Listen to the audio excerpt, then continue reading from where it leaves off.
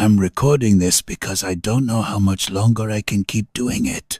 Not the recording, the plates. My name is Thomas. I'm 73 years old, and every night I set 2 plates at the dinner table. One for me, and one for my wife. She's been gone for 7 years. I know that sounds strange. I know people would think it's sad, or unhealthy, or that I haven't moved on. But it's not like that. I'm not waiting for her to come back. I'm not pretending she's still here. I know she's gone. I was there when she died. But I still set 2 plates every single night. And I've been trying to figure out why. Her name was Eleanor. We were married for 46 years. She died in 2018. Cancer. Ovarian. It was fast. 6 months from diagnosis to the end. We thought we had more time. Everyone always thinks they have more time. After she died, people kept telling me I needed to adjust, to find a new routine, to make the house feel like mine instead of ours. They meant well, but I didn't want to adjust. I didn't want a new routine. I wanted her back, so I kept everything the same.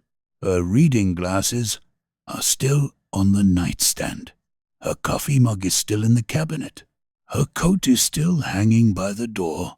And every night, I set 2 plates at the dinner table.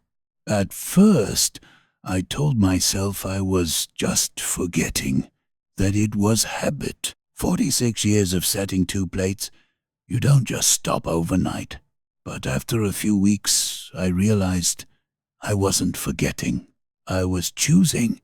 I'd stand in the kitchen, holding the 2nd plate, and I'd think, you don't need this, put it back. But I couldn't. So I'd set it down across from me, and I'd eat dinner alone, looking at an empty chair. People don't talk about that part of grief, the empty chair. Everyone talks about the big moments, the funeral, the first holiday, the first birthday without them. But no one talks about dinner. Dinner was our time, not breakfast, not lunch. Dinner. For 46 years, we ate dinner together almost every single night, even when we were busy, even when we were tired, even when we weren't getting along. We sat down at that table and we ate together. It wasn't always meaningful. We didn't have deep conversations every night.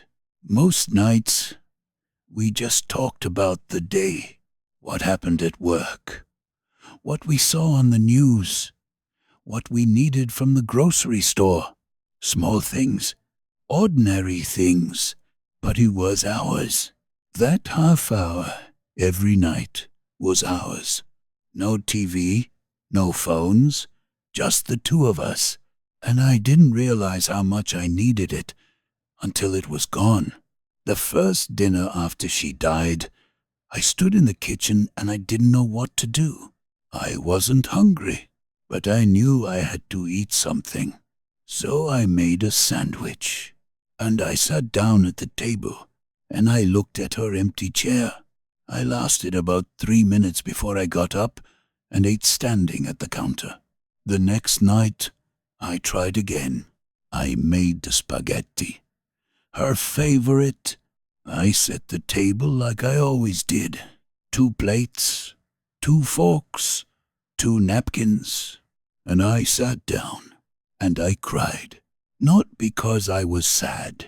I was sad, but I cried because it felt like she was supposed to be there, like the universe had made a mistake, like if I just waited long enough, she'd walk in and sit down and ask me how my day was. But she didn't, and I sat there, staring at that empty plate, and I didn't know what to do. I thought about putting it away, just setting 1 plate, making it easier.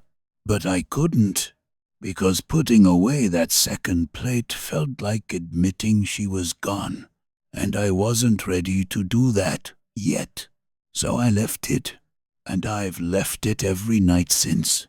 For the first year, I told myself it was temporary, that eventually I'd be ready to let go. That one day I'd wake up and I'd set one plate and I'd be okay. But that day never came, and somewhere along the way, I stopped waiting for it. I started to realize that the second plate wasn't about her. It was about me. It wasn't that I was holding on to her.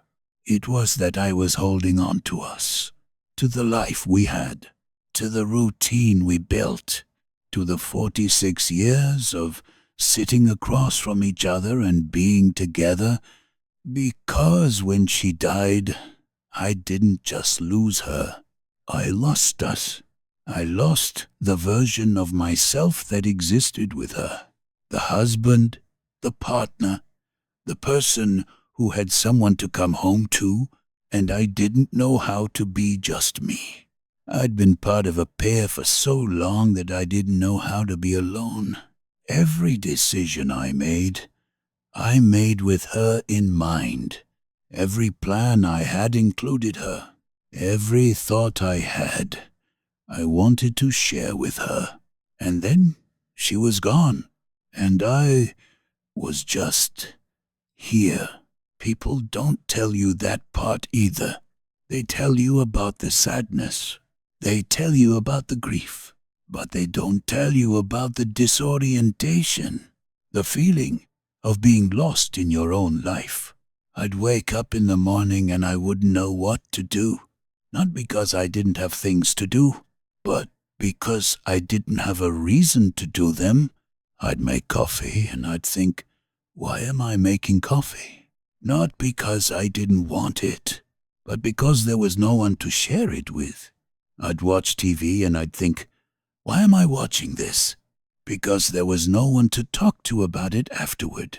I'd go to the grocery store, and I'd stand in the produce aisle, and I wouldn't know what to buy, because I didn't know what I wanted to eat. I only knew what we used to eat.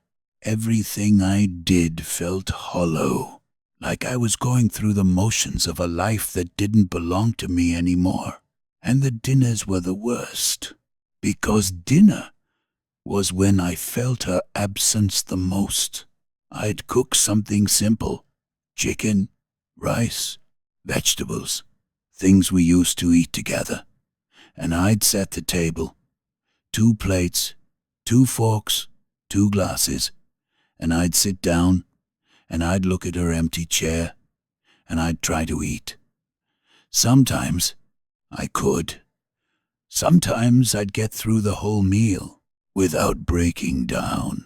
I'd eat in silence, looking at that empty plate, and I'd feel nothing, just numb. Other times, I couldn't make it past the first bite.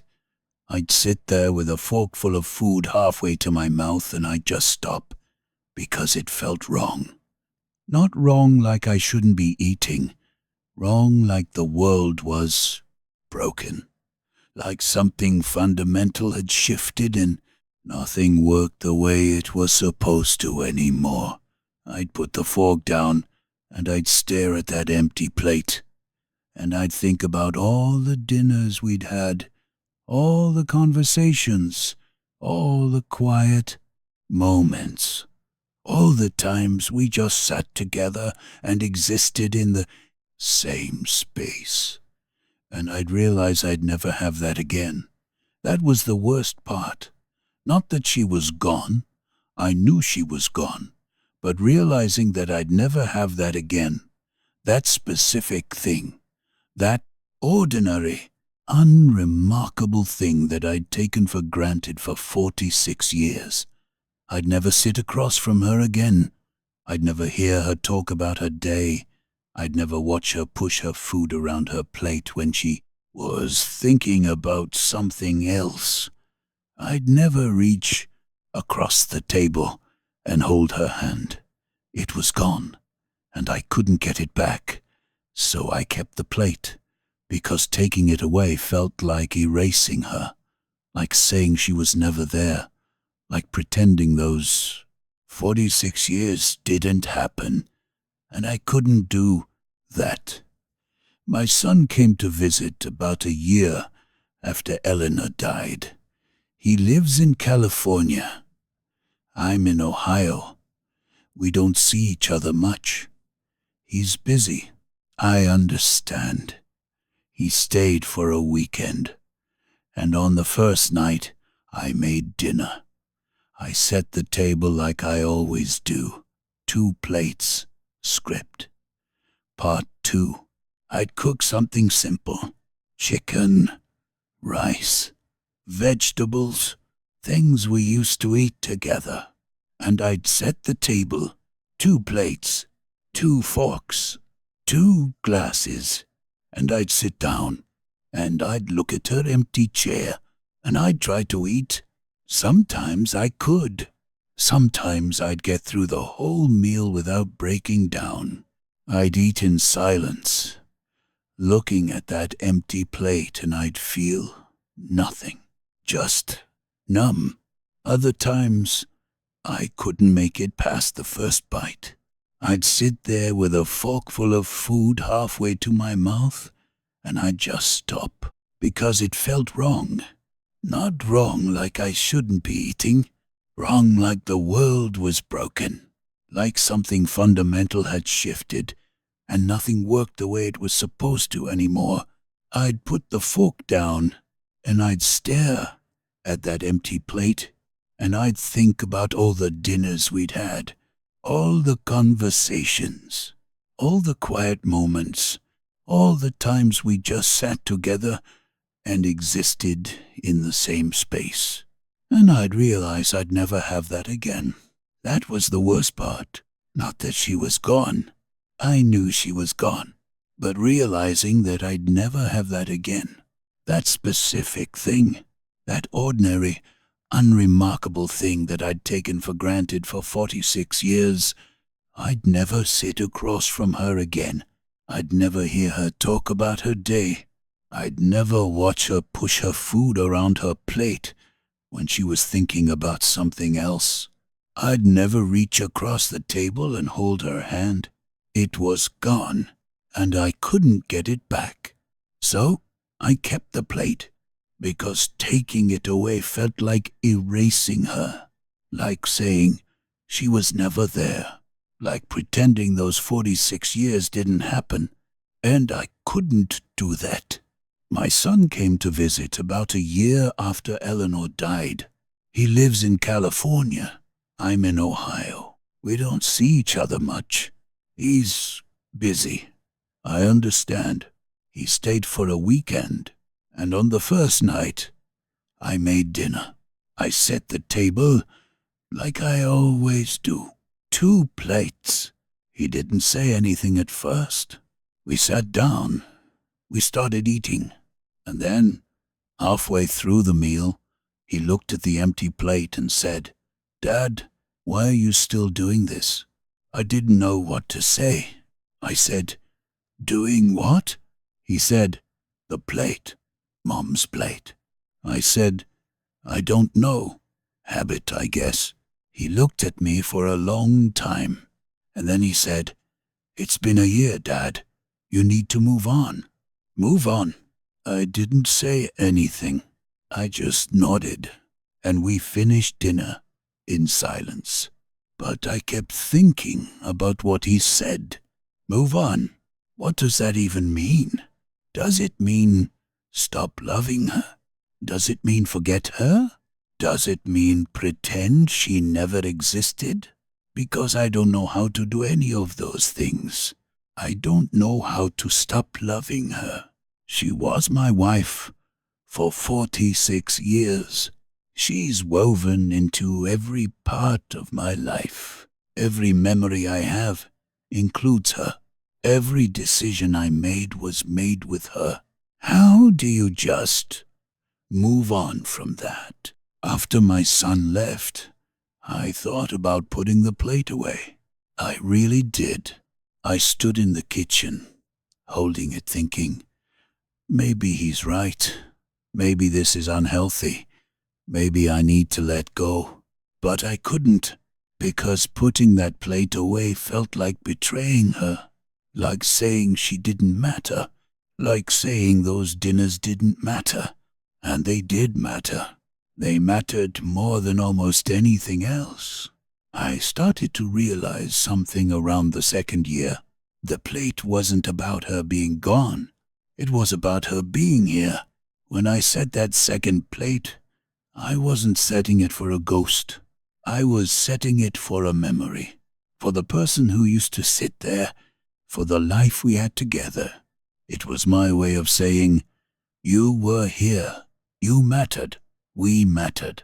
And I needed to say that every single day. Because the world doesn't stop when someone dies. It just keeps going. People move on. Life continues. And if you're not careful, it's like they were never there at all. But Eleanor was there. For 46 years, she was there. And I can't let the world forget that. I can't let myself forget that. So I keep the plate. I know it sounds strange. I know people would say I'm stuck, that I'm not healing, that I need to let go. But I don't think that's what this is. I think this is how I hold on. Not to her, but to us, to the life we built, to the thousands of small, ordinary moments that made up our marriage. Because those moments matter. They mattered then, and they matter now.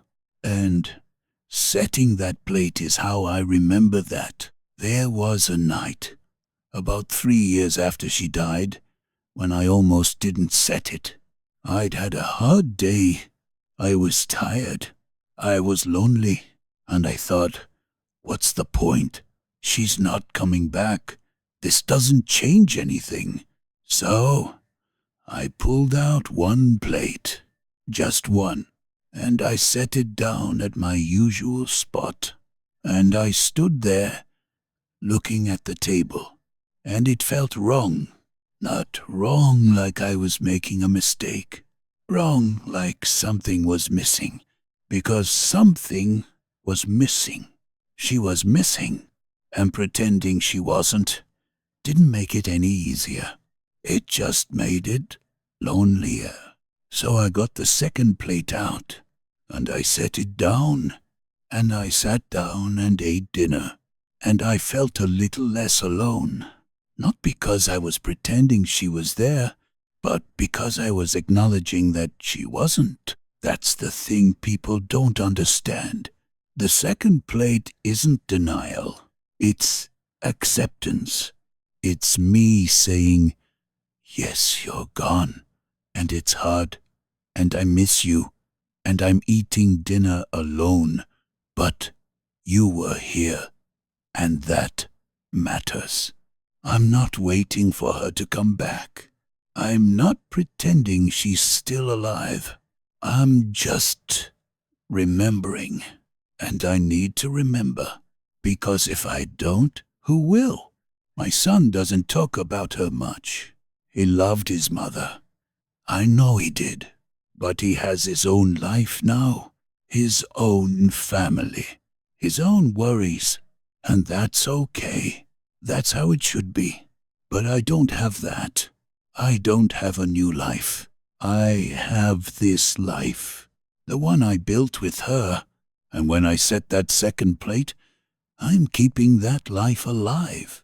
Not all of it, just a small piece, just enough to remember. I think about the last dinner we had together. It was the night before she went into the hospital for the last time. She wasn't feeling well. She'd barely eaten in days. But she insisted we have dinner together. She said, I don't care if I can't eat. We're sitting down at that table. So we did. I made soup. Something light. Something I thought she might be able to keep down. She sat across from me, like always, and she picked up a spoon, and she took one sip, and she put it down. She said, "I'm sorry, I can't." I said, "It's okay. You don't have to." She said, "But I want to. I want to have dinner with you." And she started crying. I got up and went around the table and held her. And she said, "I'm not ready. I'm not ready to stop having dinner with you." And I said, "You don't have to stop. We'll have dinner together tomorrow, and the next day, and the day after that." But we didn't, because the next day she went into the hospital, and she never came home. That was our last dinner, and I didn't know it at the time. I thought we'd have more. I thought we'd have at least a few more weeks, but we didn't. She died 6 days later, and I've thought about that night every single day since. I think about how she wanted to sit at that table with me, how even though she was in pain, even though she couldn't eat, she wanted that moment, that ordinary moment, because it wasn't ordinary to her. It was everything, and I didn't understand that until she was gone. I didn't understand how much those dinners meant, how much that routine mattered, how much just sitting across from each other day after day, year after year, built something that couldn't be replaced. I thought it was just dinner, but it wasn't. It was us. And when she died, I lost that.